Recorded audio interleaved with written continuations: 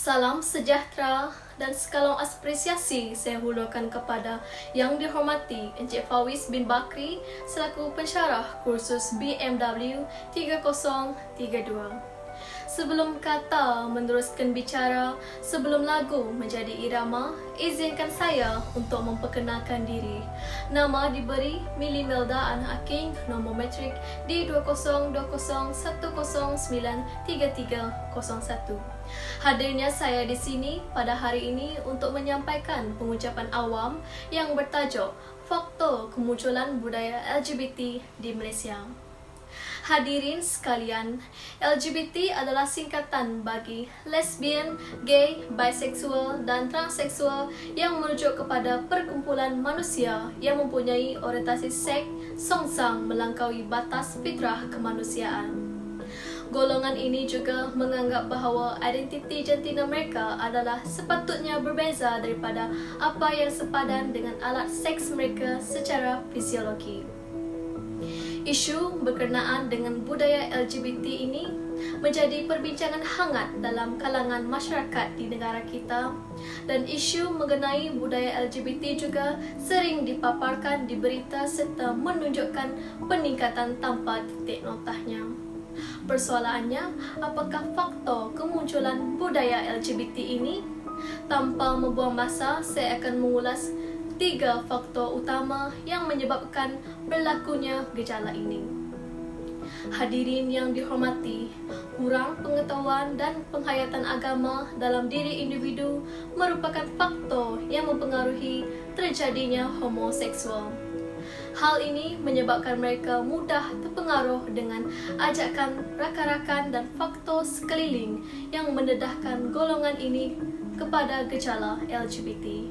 Misalnya, mereka tidak mempunyai tahap keimanan yang tinggi terhadap larangan agama yang telah dinyatakan oleh agama masing-masing. Sidang hadirin sekalian, faktor kemunculan LGBT juga berpunca dari keluarga yang bermasalah. Hal ini dikatakan demikian kerana masalah dalaman keluarga yang dialami oleh individu tersebut menyebabkan mereka mencari keseronokan di luar rumah melalui perhubungan rakan sejenis yang boleh menggantikan ibu bapanya. Hal ini berlaku apabila ibu bapa mereka sering bergaduh, mementingkan pekerjaan dan sering mengabaikan mereka. Apabila berlakunya kurang komunikasi antara keluarga telah menyebabkan mereka mencari kasih sayang dan perhatian daripada hubungan rakan sejenis ini. Golongan ini akan berasa lebih selesa untuk meluahkan perasaan dan berkongsi masalah dengan pasangan sejenis yang menjadi pendengar baik bagi mereka. Tuan-tuan dan puan-puan, faktor kemunculan LGBT ini juga berlaku kerana golongan ini memiliki sejarah yang tidak baik dengan pasangan berlainan jantina mereka. Perkara ini berlaku apabila mereka sering dikecewakan dan sering bergaduh dengan pasangan berlainan jantina sehingga sukar untuk mencapai tahap kesefahaman yang baik.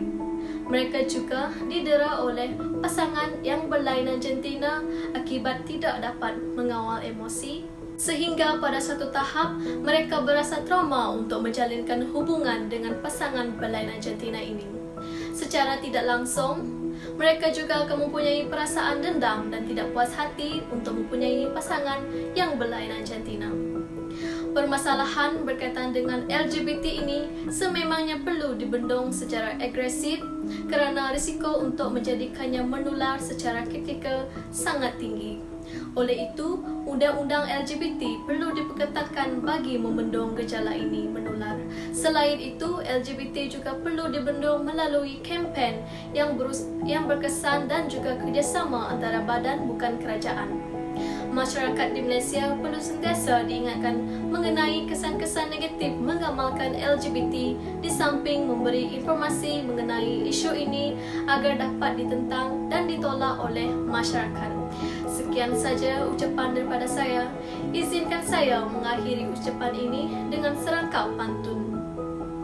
Jika ada sumur di ladang, boleh kita menumpang padi. Jika ada sumur umur yang panjang, boleh kita bersua lagi. Sekian, terima kasih.